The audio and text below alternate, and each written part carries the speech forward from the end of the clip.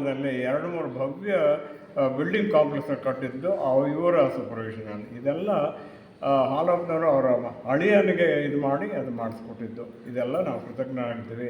ಇನ್ನೂ ಬಹಳಷ್ಟು ಇದೆ, ಟೈಮ್ ಆಗ್ತಾಯಿದೆ. ಇದು ನನಗೆ ಅವಕಾಶ ಮಾಡಿಕೊಟ್ಟ ನಿರ್ದೇಶಕರಿಗೆ ಅನಂತ ಧನ್ಯವಾದಗಳನ್ನು ಹೇಳಿ ನಾನು ಎಷ್ಟು ವಿಷಯ ಮುಗಿಸ್ತೀನಿ. ಗೋಪಾಲಕೃಷ್ಣ ಆಮೇಲೆ ಹಾಲಪ್ಪನವ್ರಿಗೆ ಈಗ 92 ವರ್ಷ ಆಗಿದೆ. ಅವರು ಇನ್ನೂ 1-8 ವರ್ಷ ಕಳೆದು ಶತಾಯುಷರಾಗಿದೆ ಅಂತ ತಮಿಳವಾಗಿ ದೇವರನ್ನು ಹಾರಿಸ್ತೀವಿ.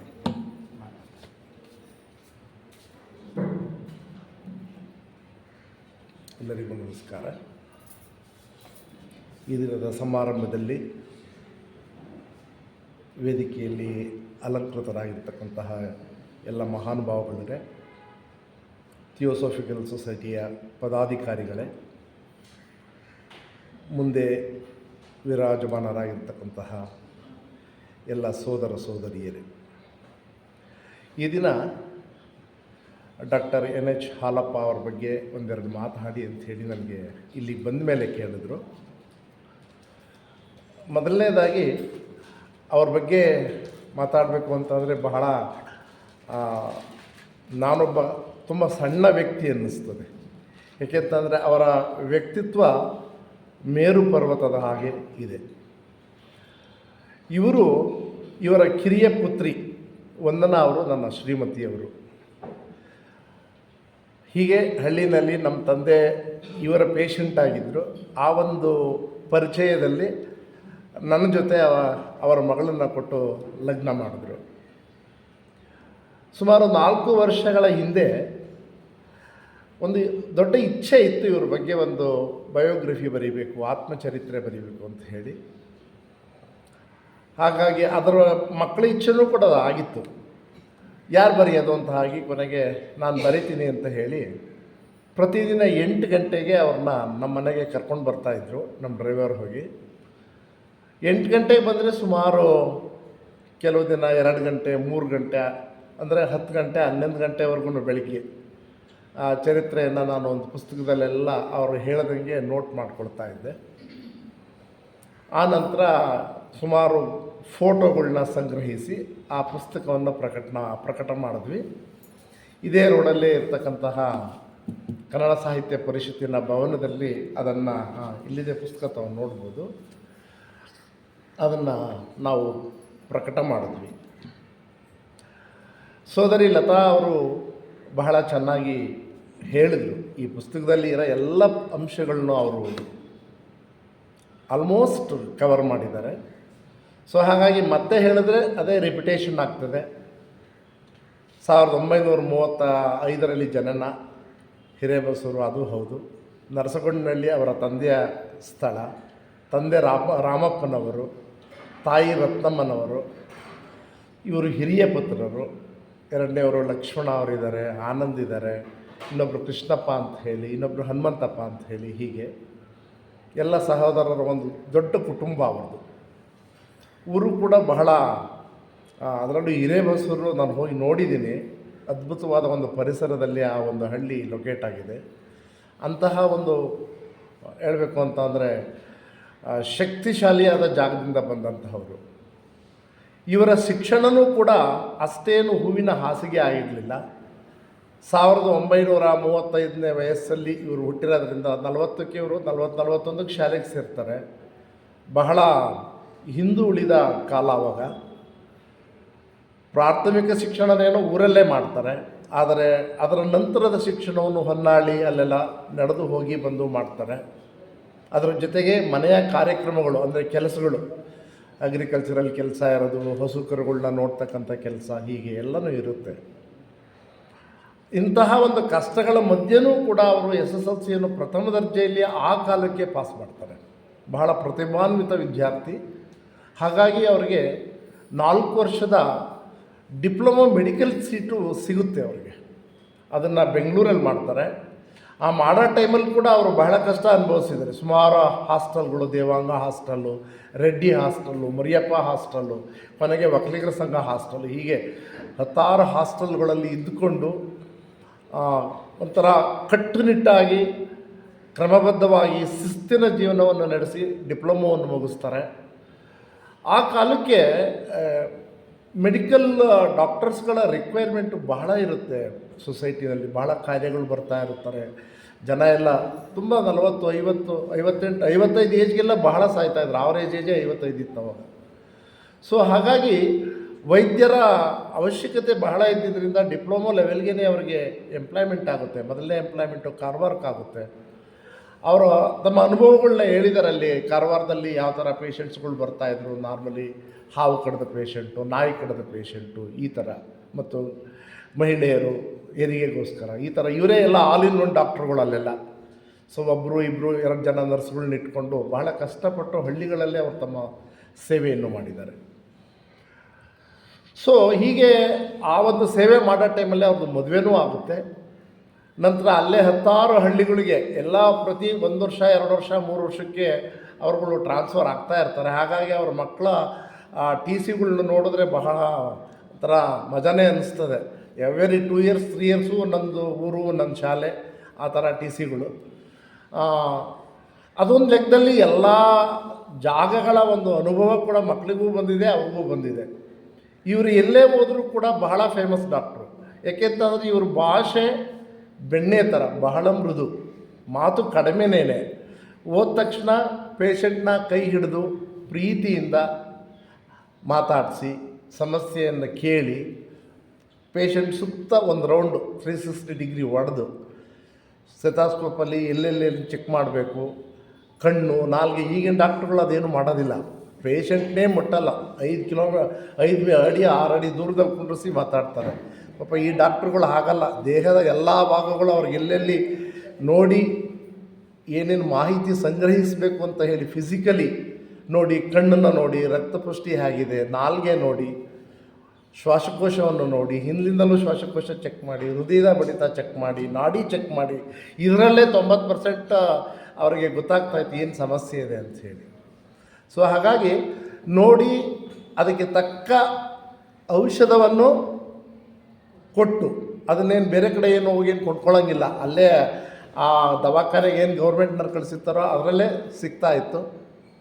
ಸೊ ಅಂತ ಹಾಗೆ ಟ್ರೀಟ್ಮೆಂಟ್ ಮಾಡ್ತಾಯಿದ್ರು. ಮತ್ತು ಬಹುಶಃ ಏನಾದರೂ ಬೇರೆ ಕಾಯಿಲೆಗಳಿದ್ದರೆ ಅವರ ಪರಿವೆಯನ್ನು ಮೀರಿ ಬೇರೆ ಕಡೆಗೆ ಹೋಗಿ ಟೆಸ್ಟ್ ಮಾಡಿಸ್ಬೇಕು ಅಂದರೆ ಅವರು ನಿಯರೆಸ್ಟು ಮಧುಗಿರಿ, ತುಮಕೂರು ಅಥವಾ ಬೆಂಗಳೂರು ಆಸ್ಪತ್ರೆಗಳಿಗೆ ಬರೆದು ಒಂದು ಚೀಟಿನ ಕಳಿಸ್ಕೊಡ್ತಾಯಿದ್ರು.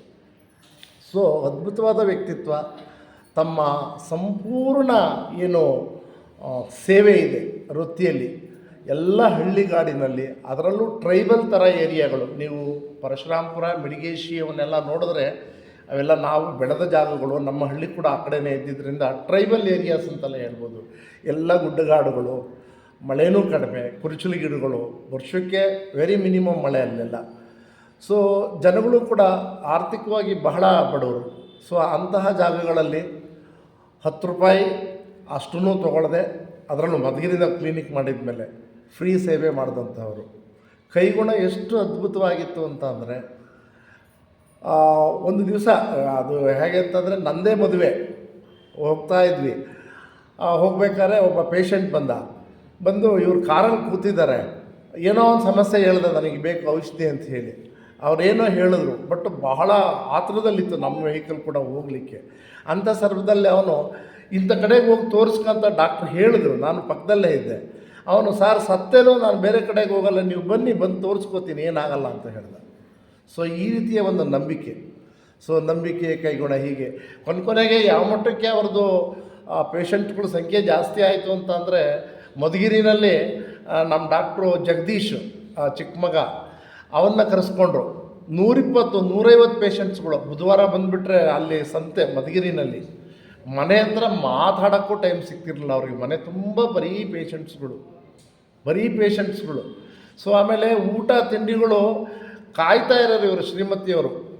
ಯಾವಾಗ 2 ನಿಮಿಷ ಫ್ರೀ ಆದರೆ ಒಂಚೂರು ಕರ್ಕೊಂಬಂದು ಏನಾದರೂ ಒಂದು ಹಾಲೋ, ಒಂದು ಹಣ್ಣೋ, ಒಂದೇನಾದರೂ ಸೊಪ್ಪು ಬೇಯಿಸ್ಕೊಡೋದು, ಈ ಥರ ನ್ಯೂಟ್ರಿಷಿಯಸ್ ಆಗಿ ಒಂಥರ ಫುಲ್ ಫ್ಲೆಡ್ಜ್ ಮೀಲ್ಗಳು ತೊಗೊಳ್ಳೋವಷ್ಟು ಟೈಮ್ ಇರ್ತಿರಲಿಲ್ಲ ಅವ್ರಿಗೆ. ಒಂಥರ ಅನ್ನ, ಚಪಾತಿ, ಮುದ್ದೆ ಎಲ್ಲ ತಿನ್ನೋವಷ್ಟು ಟೈಮ್ಗಳು ಇರ್ತಾ ಇರಲಿಲ್ಲ. ಸೊ ಹಾಗಾಗಿ ಒಂಥರ ಟ್ಯಾಬ್ಲೆಟ್ ಥರ ಒಂದು ಮಿನಿಮಮ್ ಆಹಾರ ಕೊಟ್ಟು ಒಂದು ಶಕ್ತಿ ತುಂಬಿ ಅವ್ರಿಗೆ ಪೇಷಂಟ್ಗಳನ್ನ ನೋಡ್ಕೊಳ್ಳೋದಕ್ಕೆ ಅನುವು ಮಾಡಿಕೊಡ್ತಾಯಿದ್ರು. ಆ ತಾಯಿನೂ ಅಷ್ಟೇ ಬಹಳ ಕಷ್ಟಪಟ್ಟರು ಮನೆಯಲ್ಲಿ. ಎಷ್ಟು ದಿನ ಇವತ್ತಿನ ದಿವಸ ನರ್ಸಿಂಗುಗಳಲ್ಲಿ ಒಂದು ಹೋಮ್ಗಳಲ್ಲಿ 2-3 ಹೆರಿಗೆ ಆಗೋದಿಲ್ಲ. ಆಗಿನ ಕಾಲಕ್ಕೆ 7-8 ಹೆರಿಗೆ ಇವ್ರ ಮನೆಯಲ್ಲಿ ಆಗೋದು. ಆ ಪೇಷಂಟ್ಸ್ಗಳು ಎಲ್ಲ ಹಳ್ಳಿಯಿಂದ ಬರೋರು. ಸೊ ಅವ್ರುಗಳಿಗೆ ಗಂಜಿ ಮಾಡಿಕೊಡ್ಬೇಕು, ಬಿಸಿ ನೀರು ಕೊಡಬೇಕು, ಅವ್ರ ಸಣ್ಣ ಪುಟ್ಟ ಸಮಸ್ಯೆಗಳನ್ನೂ ಬಗೆಹರಿಸ್ಕೋಬೇಕು.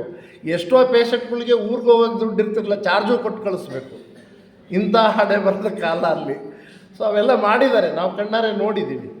ಬಹಳ ಒಂಥರ ಆ ಮನೆ ನೋಡೋದೇ ಒಂದು ಕಳೆ ಆಗಿತ್ತು ನಮ್ಗೆ ಅವಾಗ. ಅಷ್ಟು ವೈಬ್ರೆಂಟ್ ಹೌಸು, ಎಲ್ಲಿ ನೋಡಿದ್ರು ಜನ, ಎಲ್ಲಿ ನೋಡಿದ್ರು ಪೇಷಂಟು. ಜನಗಳು ಗಂಟೆಗಟ್ಟಲೆ ಕಾಯ್ತಾಯಿದ್ರು.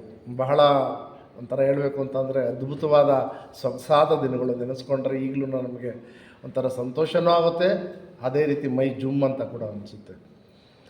ಇಷ್ಟೆಲ್ಲ ಕಷ್ಟ ಇದ್ದರೂ ಕೂಡ ಅವರು ಪ್ರತಿ ಭಾನುವಾರ ಥಿಯೋಸಫಿಕಲ್ ಸೊಸೈಟಿಗೆ ತಮ್ಮನ್ನು ತಾವು ತೊಡಗಿಸ್ಕೊಂಡ ಮೇಲೆ, ಥಿಯೋಸಫಿಕಲ್ ಸೊಸೈಟಿಗೆ ನಾನು ಬುಕ್ಕಲ್ಲಿ ಬರೀತಾ ಮೇಡಮರು ಅದನ್ನು ಉಲ್ಲೇಖಿಸಿದ್ದಾರೆ.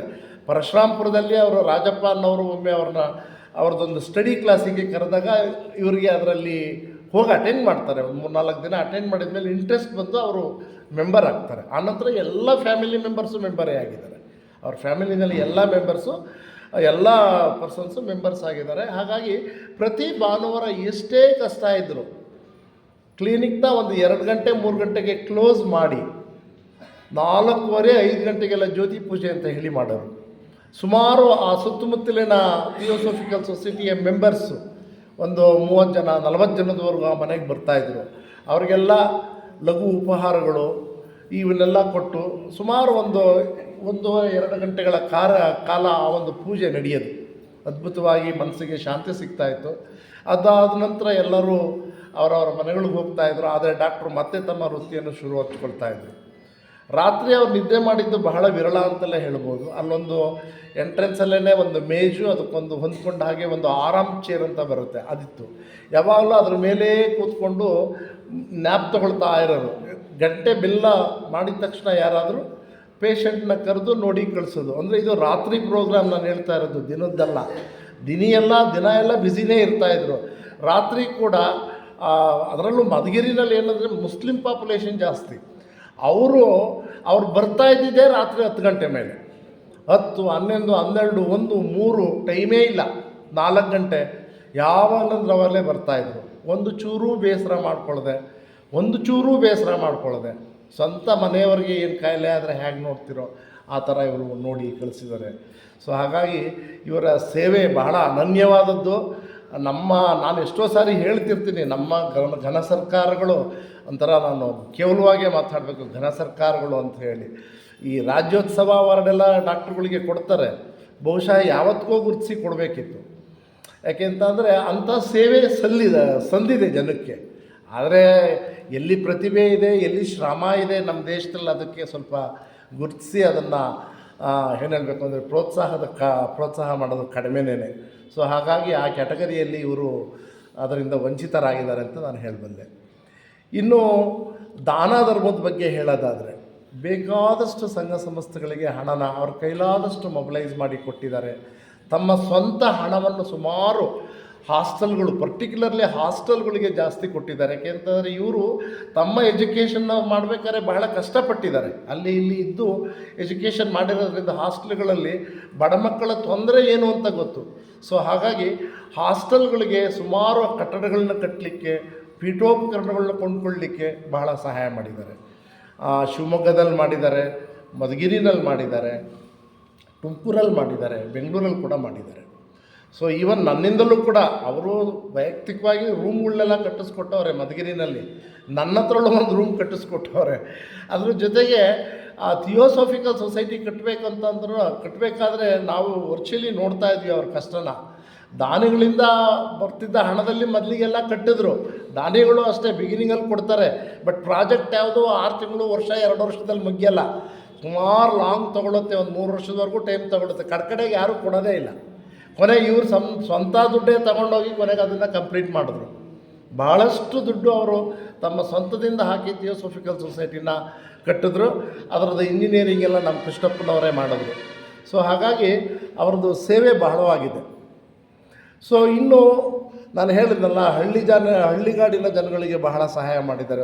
ಆರ್ಥಿಕವಾಗಿ ವಿದ್ಯಾರ್ಥಿಗಳು ಏನಾದರೂ ಹಾಸ್ಟೆಲ್ ಸೀಟ್ ಬೇಕು ಅಂತ ಬಂದರೆ ಸ್ಕಾಲರ್ಶಿಪ್ಗಳ್ನು ಕೊಡೋದ್ರ ಮೂಲಕ, ಹೀಗೆ ಎರಡ ಹೇಳ್ತಾ ಹೋದರೆ ವಿಭಿನ್ನ ಮುಖಗಳಲ್ಲಿ ವಿಭಿನ್ನ ರೀತಿಯಲ್ಲಿ ಅವರು ಜನಗಳಿಗೆ ಸಹಾಯ ಮಾಡಿದ್ದಾರೆ. ಸೊ 2009ರಲ್ಲಿ ಅವರ ಧರ್ಮಪತ್ನಿಯವರು ತೀರ್ಕೊಂಡ್ರು. ಅದೊಂದು ಬಹಳ ಆಘಾತಕಾರವಾದ ಒಂದು ವಿಷಯ ಅವರ ಜೀವನದಲ್ಲಿ. ಅವರ ದಾಂಪತ್ಯ ಬಹಳ ಅನೋನ್ಯವಾಗಿತ್ತು. ಇಬ್ಬರು ಎಲ್ಲೇ ಹೋದರೂ ಜೊತೆಗೆ ಹೋಗ್ತಿದ್ರು, ಜೊತೆಗೆ ಬರ್ತಾಯಿದ್ರು. ಅದಾದಮೇಲೆ ಅವರಿಗೆ ಅದೇ ಜಾಗದಲ್ಲಿ ಮತ್ತೆ ನಿರ್ವಹಿಸೋದು ಬಹಳ ಕಷ್ಟ ಆಗೋಯಿತು. ಸೊ ಹಾಗಾಗಿ 1 ವರ್ಷ ಜನಗಳ ಒತ್ತಡಕ್ಕೆ ಮಾಡಿ ಅಲ್ಲೇ ವೃತ್ತಿನ ನಂತರ ಅದನ್ನು ಬೇರೆ ಇನ್ನೊಬ್ಬ ಡಾಕ್ಟ್ರನ್ನೇ ಅದನ್ನು ಕಂಟಿನ್ಯೂ ಮಾಡೋ ಥರ ಮಾಡಿ ಇಲ್ಲಿ ಬೆಂಗಳೂರಿಗೆ ಬಂದು ಸೆಟ್ಲಾದರು. ಹಾಗಾಗಿ ನಮ್ಮ ಜಗದೀಶ್ ಬೇರೆ ಇದ್ದರು. So unity life line hospital ಮಾಡಿದ್ರು. ಅದೆಲ್ಲ ನಿಮಗೆಲ್ಲ ಗೊತ್ತಿರೋದೇ ಮೋಸ್ಟ್ ಆಫ್ ದ ಜನಗಳಿಗೆ. ಈಗಲೂ ಕೂಡ ಸೇವೆಯಲ್ಲಿ ಜಗದೀಶ್ ಅಂತೂ ತಂದೆ ಹೆಸರನ್ನ ಹೇಗಿದೆಯೋ ಹಾಗೆ ನಡೆಸ್ಕೊಂಡು ಹೋಗ್ತಾ ಇದ್ದಾರೆ. ಆಮೇಲೆ ನಮ್ಮ ಮುರಳೀಧರ್ ಅವರು 2ನೇ ಮಗ. ಅವರು ಕಾಂಗ್ರೆಸ್ನಲ್ಲಿ ಗುರುತಿಸ್ಕೊಂಡಿದ್ದಾರೆ, ಒಳ್ಳೊಳ್ಳೆ ಹುದ್ದೆಗಳಲ್ಲಿ ಇದ್ದವರು ಕಾಂಗ್ರೆಸ್ನಲ್ಲಿ. ಆಮೇಲೆ ಈ ಒಂದು ಕರಕುಶಲ ಒಂದು ನಿಗಮಕ್ಕೆ ಅಧ್ಯಕ್ಷರಾಗಿದ್ದರು. ಆ ನಿಗಮನೇ ಜನಗಳಿಗೆ ಗೊತ್ತಿರಲಿಲ್ಲ. ಅಂತಹ ನಿಗಮ ಏನು, ಅದು ಯಾವ ರೀತಿ ಕಾರ್ಯ ಮಾಡಬಲ್ಬೋದು ಅನ್ನೋದನ್ನ ಒಂಥರ ಬಳದಿದ್ದನ್ನು ಎಬ್ಬರಿಸ್ತಾರಂತಲ್ಲ, ಹಾಗೆ ಎಬ್ಬರಿಸಿ ಕೆಲಸ ಮಾಡಿ ತೋರಿಸಿ ಹೆಸರು ಮಾಡಿದ್ರು. ಸಾಕಷ್ಟು ಜನ ಆ ಟೈಮಲ್ಲಿ ಎಂಪ್ಲಾಯ್ಮೆಂಟು ಮತ್ತೊಂದು ಪಡ್ಕೊಂಡ್ರು. ಈಗಲೂ ಕೂಡ ಅವರು ಜನರ ಜೊತೆ ನಿರಂತರವಾಗಿ ಸಂಪರ್ಕದಲ್ಲಿದ್ದಾರೆ. ಕಾಂಗ್ರೆಸ್ಸಲ್ಲಿ ಕೆಲಸ ಮಾಡ್ತಾಯಿದ್ದಾರೆ. ಪ್ರತಿದಿನ ಅವರು ಜನರ ಕಷ್ಟಗಳಿಗೆ ಸ್ಪಂದಿಸಿ ಪೊಲಿಟಿಕಲಿ ಆ್ಯಕ್ಟಿವ್ ಆಗಿದ್ದಾರೆ. ದೊಡ್ಡ ಮಗ ಅಂಬಾಪ್ರಸಾದ್, ಆತ chartered civil engineer, well settled person, ಕಾಮಾಗಿರ್ತಾರೆ. ತಾವಾಯಿತು ತನ್ನ ಕೆಲಸ ಆಯಿತು ಮಾಡಿಕೊಂಡು ಇಬ್ಬರು ಸುಂದರವಾದ ಹೆಣ್ಮಕ್ಳಿದ್ದಾವೆ ಅವ್ರಿಗೆ. ಮಗಳಿಗೆ ಬಂದರೆ ಒಂದನ್ನು ಅವರು ನಮ್ಮ ಧರ್ಮಪತ್ನಿಯವರು ನಮ್ಮ ಬಗ್ಗೆ ಹೇಳ್ಕೊಂಡ್ರೆ ಜಾಸ್ತಿ ಆಗ್ತದೆ. ಹಾಗಾಗಿ ನಾನು ಏನಿಲ್ಲ, ನಮ್ಮದೊಂದು ಶಿಕ್ಷಣ ಸಂಸ್ಥೆನ ನಾವು ನಡೆಸ್ತಾ ಇದ್ದೀವಿ. ಇನ್ನು ಕೃಷ್ಣಪ್ಪನವರು ಇಂಜಿನಿಯರು, ಅವ್ರ ಬಗ್ಗೆ ಆಲ್ರೆಡಿ ಹೇಳಿದ್ರು. ಎಲ್ಲ ಥಿಯೋಸಫಿಕಲ್ ಸೊಸೈಟಿಯ ಕಟ್ಟಡಗಳಲ್ಲೂ ಕೂಡ ಅವ್ರದ್ದು ಕೈವಾಡ ಇದೆ, ಕೆಲಸಗಳನ್ನ ಮಾಡಿದ್ದಾರೆ, ಅದ್ಭುತವಾದ ಕಾರ್ಯಗಳನ್ನ ಮಾಡಿ ನಿವೃತ್ತರಾಗಿದ್ದಾರೆ. ಸೊ ಹೀಗೆ ತುಂಬು ಕುಟುಂಬ. ಈಗ ನಮ್ಮ ಮಾವನವರು ಡಾಕ್ಟರ್ ಹಾಲಪ್ಪನವರು 92 ವರ್ಷಗಳನ್ನು ಸಂಪೂರ್ಣವಾಗಿ ಮುಗಿಸಿದ್ದಾರೆ. ಮುಂದೂ ಕೂಡ ಅವರು ಇದೇ ಥರ 100 ಕಾಲ ಬಾಳಲಿ ಅಂಥೇಳಿ ನೀವು ಎಲ್ಲರೂ ಅವ್ರನ್ನ ಹಾರೈಸೋಣ. ದೇವರು ಅವ್ರಿಗೆ ಒಳ್ಳೆಯ ಆರೋಗ್ಯ ಕೊಡಲಿ, ನೆಮ್ಮದಿ ಕೊಡಲಿ ಮತ್ತು ಶಾಂತಿಯನ್ನು ಕೊಡಲಿ. ಸೊ ಅವ್ರದ್ದು ಮಂತ್ರ ಏನು ಅಂದರೆ ಸರ್ವೇ ಜನ ಸುಖಿನೋ ಭವಂತು. ಯಾರಿಗೂ ಕೇಡು ಬಯಸಿದಂತಹ ವ್ಯಕ್ತಿ ಅಲ್ಲ. ಹಾಗಾಗಿ ಸರ್ವೇ ಜನ ಸುಖಿನೋ ಭವಂತ ಒಂದು ಸ್ಲೋಗನ್ ನಾನು ಕೂಡ ಹೇಳಿ ನನ್ನ ಮಾತನ್ನ ಮುಗಿಸ್ತಾ ಇದ್ದೀನಿ. ನಮಸ್ಕಾರ.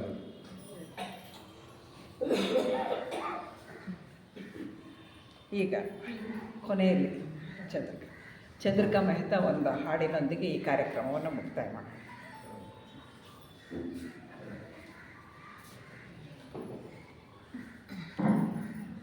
ಎಲ್ಲರಿಗೂ ಒಂದು ಕೋರಿಕೆ, ದಯವಿಟ್ಟು ಕಣ್ಣು ಮುಚ್ಕೊಂಡು ಇದು ಕೇಳಿದ್ರೆ ಚೆನ್ನಾಗಿರುತ್ತೆ. ಇದು ಆದಿಶಂಕರಾಚಾರ್ಯದ ಆತ್ಮಶತಕ. ಧ್ಯಾನ ಸ್ಥಿತಿಗೆ ಹೋಗೋಣ.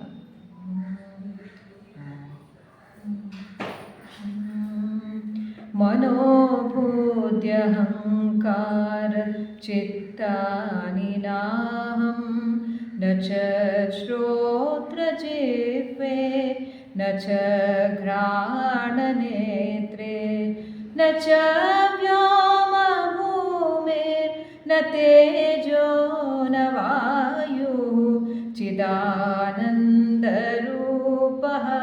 शिवोऽहं चिदानन्दरूपः शिवोऽहं न च प्राणसंज्ञो न वै पञ्चवायुः न वा सप्तधातुर्न वा पञ्चकोशः न वा पाणिपादो न चोपस्थपायुः चिदानन्दरूपः शिवोऽहं चिदानन्दरूपः शिवोऽहं न मे द्वेषरागौ न मे लोभमोहौ मदो नैव मे नैव मात्सर्यभावः न धर्मो न चार्थो न कामो न मोक्षः चिदानन्दरूपः शिवोऽहं शिवोऽहं चिदानन्दरूपः शिवोऽहं शिवोऽहं न पुण्यं न पापं न सौख्यं न दुःखं न मन्त्रो न तीर्थो न वेदा न यज्ञः अहं भोजनं नैव भोज्यं न भोक्तः चिदानन्दरूपः शिवोऽहं शिवोऽहं चिदानन्दरूपः शिवोऽहं शिवोऽहं न मृत्यो न शङ्का न मे जातिभेदः पिता नैव मे नैव माता न जन्मः न बन्धुर्न मित्रं गुरुर्नैव शिष्यः चिदानन्दरूपः शिवोऽहं शिवोऽहं चिदानन्दरूपः शिवोऽहं शिवोऽहं अहं निर्विकल्पो निराकाररूपो विभुर्व्याप्य सर्वत्र सर्वेन्द्रियाणां न चासङ्गतं नैव मुक्तेर्न मेयः चिदानन्दरूपः शिवोऽहं शिवोऽहं चिदानन्दरूपः शिवोऽहं शिवोऽहं शिवोऽहं शिवोऽहं शिवोऽहं शिवोऽहं ಚಂದ್ರಿಕಾ ಅವರಿಗೆ ವಂದನೆಗಳು. ಇದರೊಂದಿಗೆ ನಮ್ಮ ನಿಮ್ಮೆಲ್ಲರ ಹಾರೈಕೆ ಡಾಕ್ಟರ್ ಹಾಲಪ್ಪನವರ ಇರಲಿ, ಅವರ ಆರೋಗ್ಯ ಮತ್ತು ಆಯಸ್ಸು ಚೆನ್ನಾಗಿರಲಿ ಅಂತ ಹೇಳಿ ಎಲ್ಲರೂ ಕೂಡ ಹಾರೈಸ್ತಾ ಶಾಂತಿ ಮಂತ್ರದೊಂದಿಗೆ ಇವತ್ತಿನ ಈ ಕಾರ್ಯಕ್ರಮವನ್ನು ಮುಕ್ತಾಯ ಮಾಡ್ತೇವೆ. ಭೋಜನ ತಯಾರಿದೆ, ದಯಮಾಡಿ ಸ್ವೀಕರಿಸಿ.